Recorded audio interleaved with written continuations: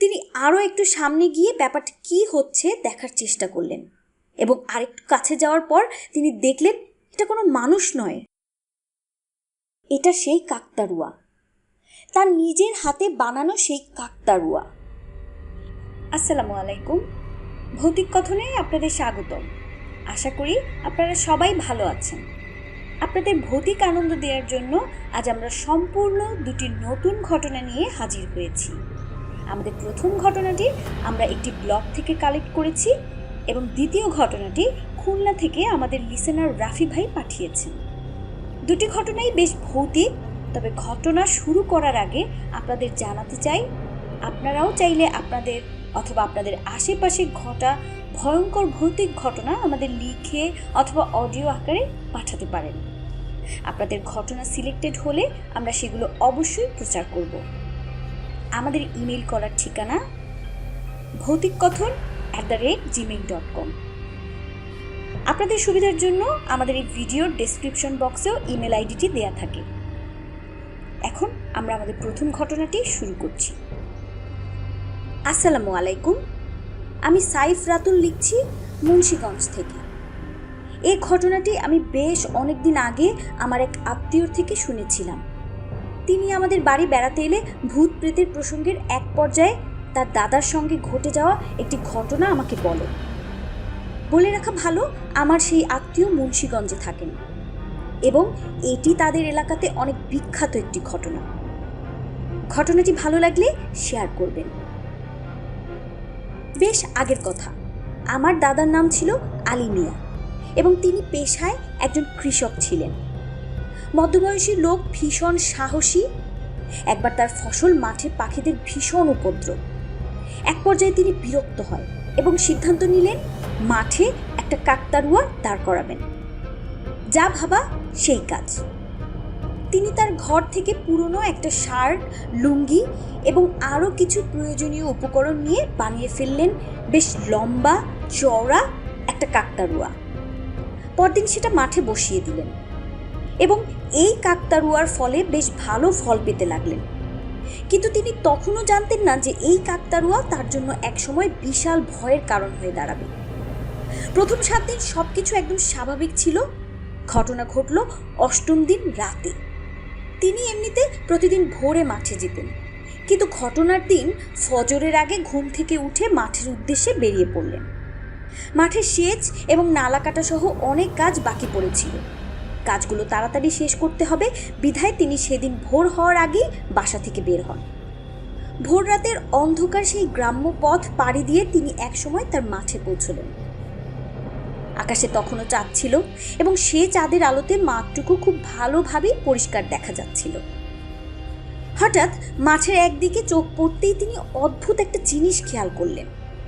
তিনি দেখতে পেলেন বেশ দূরে তার মাঠের প্রায় শেষের দিকে, অর্থাৎ শেষ প্রান্তে কেউ একজন দৌড়াচ্ছে। চোর ভেবে তিনি রাস্তার ঢাল বেয়ে তাড়াতাড়ি জমিতে নামলেন এবং কিছুটা সামনের দিকে এগিয়ে গিয়ে ভালো মতো ব্যাপারটা খেয়াল করলেন। কিছুক্ষণ তাকিয়ে থাকার পরে তিনি বুঝতে পারলেন ওই লোকটা একটা নির্দিষ্ট জায়গায় ভিতরে গোল হয়ে দৌড়াচ্ছে। লোকটা বেশ লম্বা। তিনি আরও একটু সামনে গিয়ে ব্যাপারটা কী হচ্ছে দেখার চেষ্টা করলেন এবং আরেকটু কাছে যাওয়ার পর তিনি দেখলেন এটা কোনো মানুষ নয়, এটা সেই কাকতাড়ুয়া, তার নিজের হাতে বানানো সেই কাকতাড়ুয়া। সেটা একরকম বাতাসে ভেসে ভেসে ওই জায়গাতে গোল হয়ে ঘুরছে। তিনি তখন আর ওখানে দাঁড়িয়ে থাকতে সাহস পেলেন না। দ্রুত পিছন দিকে হাঁটা ধরলেন। মাঠের যে জায়গায় তিনি কাকতাড়ুয়া দাঁড় করিয়ে রেখেছিলেন ওই জায়গাতে চোখ গেল। উনি দেখলেন ওখানে কাকতাড়ুয়া নেই। ভয়ে এবার আরো বেশি পেতে থাকলেন। তিনি একরকম দৌড়াতে শুরু করলেন বাড়ির দিকে। বাড়িতে ফেরার পর স্ত্রী এত জলদি ফিরে আসতে কারণ জানতে চাইলে তিনি বললেন শরীরটা হঠাৎ খুব খারাপ লাগায় ফিরে এলাম, সকালে মাঠে যাব। সকাল হওয়ার পর মাঠে গেলেন এবং কাকতাড়ুয়াটিকে তার ঠিক জায়গাতেই দেখতে পেলেন। ওই রাতের ঘটনা তিনি তার কিছু বন্ধুদের সাথে শেয়ার করলেন। সব শুনে বন্ধুগণ বলল, এটা তোর চোখের ভুল, হঠাৎ করে এত রাতে ঘুম ভেঙে উঠে মাঠে যাওয়াতে তিনি এমন দেখেছেন। বন্ধুদের কথা উনি মেনে নিলেন, কিন্তু তবু ওনার মনে কোথাও একটা গন্ডগোল রয়েই গেল। পরের দুদিনে স্বাভাবিক ভোরে মাঠে গেলেন এবং তার অদ্ভুত কিছু তার চোখে পড়ল না। তাছাড়া ভোরের সময়টা আশেপাশে সব প্রায় মাঠের লোক চলে আসে, তাই অদ্ভুত কিছু ঘটার সম্ভাবনা এমনিতেই কম। এদিকে 2 দিন পার হয়ে গেলেও তিনি ওই রাতের ব্যাপারটা কোনোভাবেই মাথা থেকে দূর করতে পারছিলেন না। যদি তিনি সে রাতে ভুল দেখে থাকেন, তবু সেটা তিনি দেখেছেন যেভাবেই হোক। তাই তিনি সিদ্ধান্ত নিলেন তিনি আবারও ওরকম রাতে মাঠে যাবেন। এই গন্ডগোল নিয়ে তিনি আর থাকতে পারছিলেন না। দিনে দুপুরে এখন কাকতাড়ুয়ার দিকে তাকালেও কেমন যেন ভয় ভয় লাগে। তাই পরের দিন রাতে তিনি দ্রুত ঘুমিয়ে পড়েন। তিনি ঘুমোনোর আগে স্ত্রীকে বলে রাখেন ফজরের আধা ঘন্টা বা 1 ঘন্টা আগে যেন তাকে ডেকে তুলে দেওয়া হয়। ওই রাতে তার ঘুম আপনা আপনিই ভেঙে যায়। তিনি আর দেরি না করে বেরিয়ে পড়েন একটা হারিকেন আর তার যন্ত্রের ব্যাগটা নিয়ে। একটা সময় পর তিনি মাঠে পৌঁছলেন। সেদিনও আকাশে চাঁদ ছিল, চাঁদের আলোয় ঝকঝকে পরিষ্কার মাঠ। তিনি চোখ বুলিয়ে নিলেন, সব কিছু স্বাভাবিক। তার কাকতাড়ুয়া ঠিক জায়গাতেই আছে, শুধু বাতাসে একটু তুলছে। তার মনে আর কোনো ভয় রইল না। তিনি কাজে নেমে পড়লেন। তিনি এক মনে কাজ করে চলছেন, হঠাৎ একটা আওয়াজ তার কানে এসে ধাক্কা খায়। কিছু একটা নড়ার আওয়াজ। আওয়াজটা পিছন দিক থেকে এসেছে। তিনি পিছনে ঘুরে তাকালেন এবং স্বাভাবিকভাবে কাকতাড়ুয়ার দিকে তার চোখ চলে যায়। অস্বাভাবিক কিছুই খুঁজে পেলেন না। তিনি ভুল শুনছেন অথবা ইঁদুরের আওয়াজ হবে, এটা ভেবে তিনি আবার কাজে মনোযোগ দিলেন। অল্প কিছু সময় পর আবার সেই শব্দটা শুনলেন, যেন কিছু একটা নড়ে উঠল পিছনে। ঘুরে তিনি আবারও কাকতাড়ুয়াটার দিকে তাকালেন। এবার তিনি দেখলেন কাকতাড়ুয়া একটু অন্যদিকে ঘুরে আছে, বাতাসের জন্য ঘুরছে এমনটা বোঝালেন তিনি নিজেকে। কিন্তু তিনি খুব ভালো করেই জানতেন যে হালকা বাতাসে হঠাৎ কাকতাড়ুয়া ঘুরে যাবার কোনো কারণ নেই। তবুও তিনি এটা ভেবেই নিজেকে সামলানোর চেষ্টা করছিলেন। সামনে ঘুরে আবারও তিনি তার কাজের দিকে মনোযোগ দিতে চেষ্টা করলেন, কিন্তু না, মন তার আর মাঠে টিকছে না। ভাবলেন বাসায় চলে যাবেন। ঠিক তখনই সেই শব্দটা আবার ফিরে আসলো। সেই শব্দ চলল বেশ কিছুক্ষণ ধরে। যখন শব্দটা চলছিল তখন তিনি সামনের দিকে মাটিতে চাঁদের আলো দেখতে পেলেন। কাকতাড়ুয়ার ছায়াটা আস্তে আস্তে বেশ বড় আকার ধারণ করছে, যেন সেটা তার কাছে আসছে। ওনার বুকের ভিতর কেমন জানি কামড় দিয়ে উঠল। নিজেকে বুঝাতে চাচ্ছিলেন যে না, আমি অবশ্যই ভুল দেখছি, আমি ভুল দেখছি। কিন্তু না, তিনি তার পেছনে কারোর দাঁড়ানোর অনুভূতি পেলেন। মনের সব শক্তি সঞ্চার করে তিনি পিছনের দিকে তাকালেন, আর যা দেখলেন এর পিছনে কোনো যুক্তি খাটে না। তিনি দেখলেন তার এক হাতের কম দূরত্বে দাঁড়িয়ে আছে তার নিজ হাতে বানানো সেই কাকতাড়ুয়া। ভয়ে একেবারে পুরোপুরি ক্রাশ করে ফেলল তাকে। তার মনে হতে লাগলো এই বুঝি কলিজাটা তার গলা দিয়ে বের হয়ে আসলো। তিনি বুঝতে পারলেন তিনি যা দেখছেন সেটা কোনো স্বপ্ন বা মনের ভুল নয়, এটা বাস্তব। তার সামনেই দাঁড়িয়ে আছে তারই হাতে তৈরি কাকতাড়ুয়া।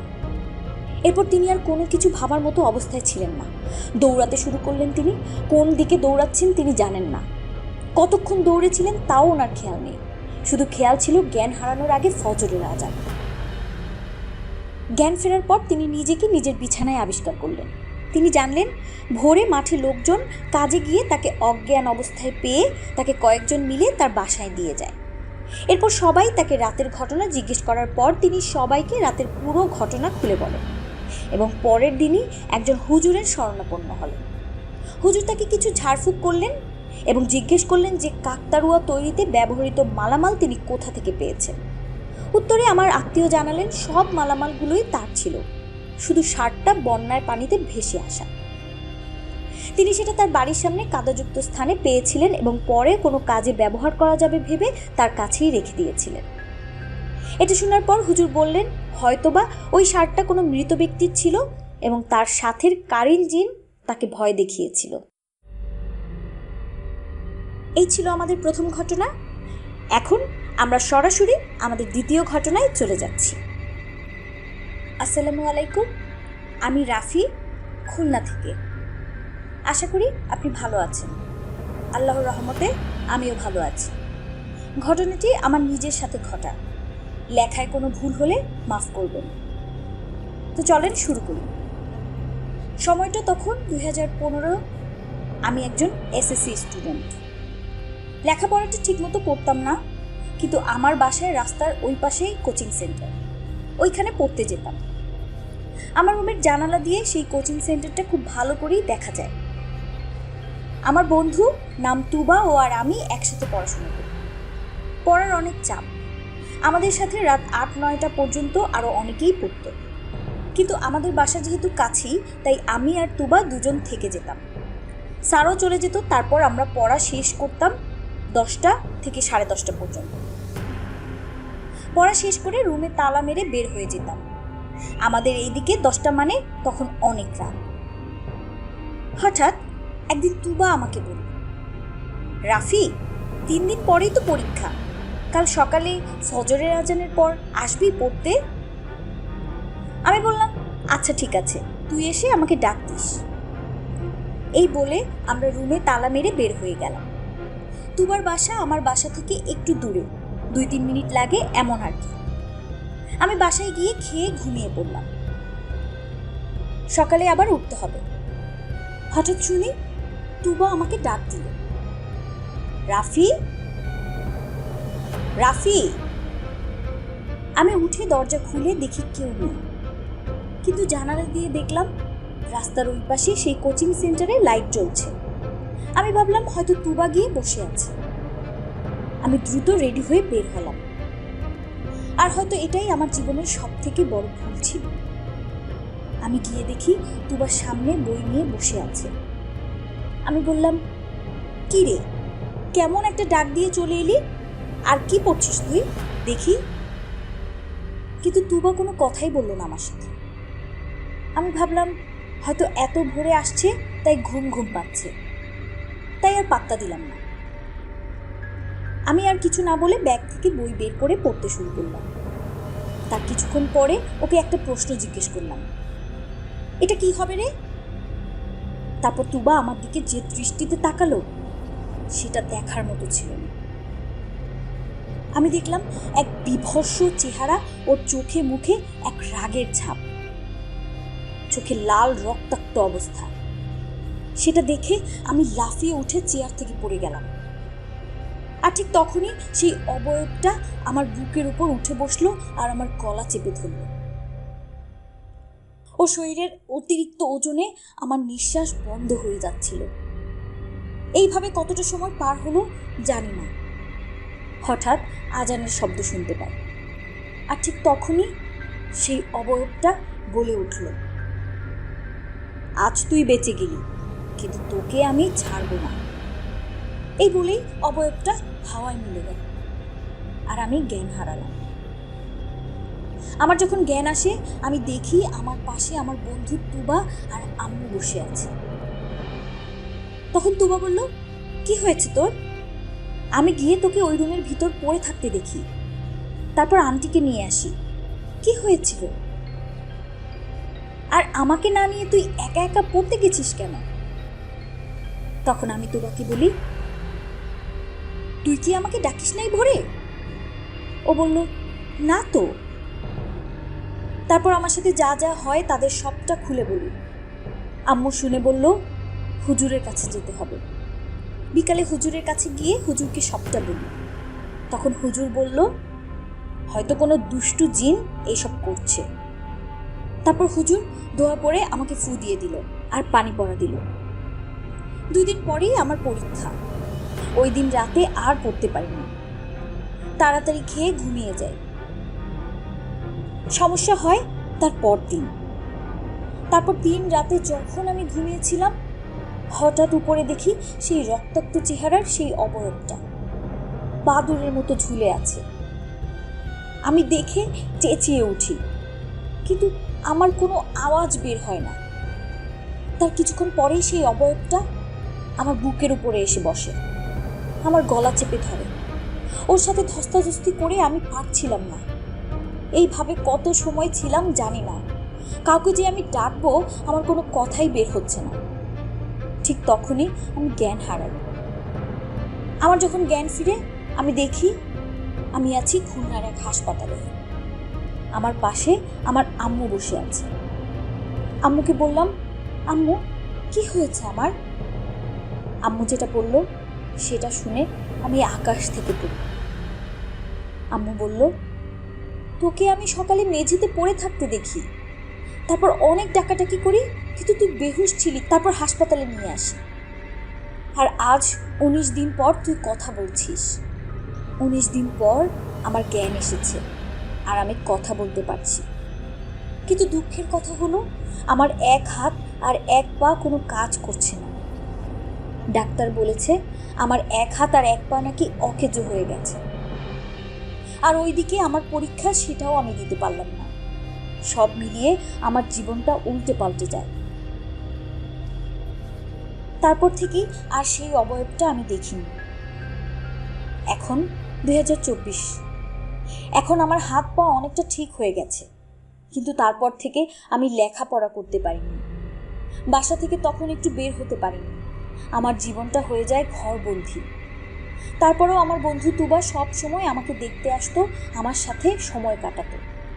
আমি বাসায় চলে আসার বেশ কিছুদিন পর একজন হুজুর আমাদের বাসায় আসেন এবং আমাদের দেখে জিজ্ঞেস করেন আমি কেমন আছি। আমি সালাম দিয়ে বললাম, জি হুজুর, আলহামদুলিল্লাহ। হুজুর বলল, আম্মু কই তোমার? তারপর আমার আম্মু হুজুরের সাথে এসে দেখা করে এবং অন্য একটি রুমে তারা দুজন আলাদাভাবে কথা বলে। তার কিছুদিন পর আম্মুর মুখ থেকে আমি আমার সাথে ঘটা এই ঘটনার আসল রহস্য শুনতে পারি। আম্মু বলল, তুই যখন 19 দিন অজ্ঞান ছিলি তখন তো আমরা তোর জন্য অনেক কিছু করেছি। আমাদের বাসায় যে হুজুর এসেছিলেন তিনি একটা কবিরাজের কথা বলেছিল এবং আমরা তার কাছে গিয়েছিলাম। তারপর কবিরাজ বলল আপনার ছেলেকে কালো জাদু করা হয়েছে আর এই কাজ তার কাছের কেউ করেছে, এই জন্য তাকে মারে নাই, শুধু ভয় দেখানো হয়েছে। পরে শুনতে পারি যে আমার একটা বন্ধু এই কাজ করেছে। তার ছদ্মনাম মিরাজ। মিরাজ একটা মেয়েকে পছন্দ করত, ছদ্মনাম তাসমিয়া। কিন্তু সেই মেয়ে মিরাজকে পছন্দ করতো না। মেয়েটা যেহেতু আমার সাথেই পড়তো তাই অনেকটা সময় আমার আশেপাশে থাকতো, যেটা মিরাজের একদম পছন্দ ছিল না। আপনাদের কি তুবার কথা মনে আছে? সেই তুবাই ছিল মিরাজের বোন। তুবা যেহেতু আমার বাসায় যাওয়া আসা করতো তাই তুবার সাহায্য নিয়ে মিরাজ আমার উপরে কালো জাদু করে। এইদিকে তুবা আমার সাথে পড়তো, লেখাপড়ায় তুবা ছিল আমার নিচে, যার জন্য ওকে অনেক কথা শুনতে হতো। এই জন্য তুবারও আমার উপরে রাগ ছিল। এই কারণে মিরাজকে সাহায্য করতে রাজি হয়। তুবাকে যা করতে বলা হয়েছে ও তাই করেছে, কিন্তু পরে তুবা তার ভুলটা বুঝতে পারে আর লজ্জা পেয়ে ভুল স্বীকার করে। যখন ও আমার বাসায় আসে তখন ও আমার উপরে থাকা একটা চুল আর একটা কাপড় নিয়ে মিরাজকে দেয়, আর মিরাজ তাই দিয়েই কালো জাদুটা করে। এইসব ঘটনার পরে আর কোনো দিন মিরাজকে দেখিনি। এইদিকে সবটা জানার পর তুবার সাথেও এখন আর তেমন কথা হয় না, দেখাও হয় না। সময়ের সাথে সাথে সব কিছুই পাল্টে যায়। তুবার বিয়ে হয়ে গেছে, একটা মেয়ে আছে, আর মিরাজ ঢাকা থাকে। সেই থেকে আর খুলনা আসেনি। সবাইকে ধন্যবাদ, সবাই ভালো থাকবেন। আল্লাহ হাফেজ। আমাদের আজকের এপিসোড এখানেই শেষ করছি। আপনাদের সাথে আবার দেখা হবে নতুন আরও ঘটনা নিয়ে। অসংখ্য ধন্যবাদ জানাচ্ছি আমাদের সাথে থাকার জন্য। যারা আমাদের চ্যানেলে প্রথম এসেছেন তারা অবশ্যই আমাদের চ্যানেলটি সাবস্ক্রাইব করবেন। আর নতুন পুরাতন সব লিসেনার্সদের মধ্যে যারা ঘটনা পাঠাতে আগ্রহী তারা অবশ্যই আমাদের বেশি বেশি ঘটনা পাঠাবেন। আমাদের ঘটনা পাঠানোর ইমেল আইডি আমাদের এই ভিডিওর ডেসক্রিপশন বক্সে দেয়া থাকবে। দেখা হবে আগামী শুক্রবার রাত ঠিক 10:45-এ। ততক্ষণ পর্যন্ত ভালো থাকবেন এবং আমাদের বেশি বেশি ঘটনা পাঠাবেন। আল্লাহ হাফেজ।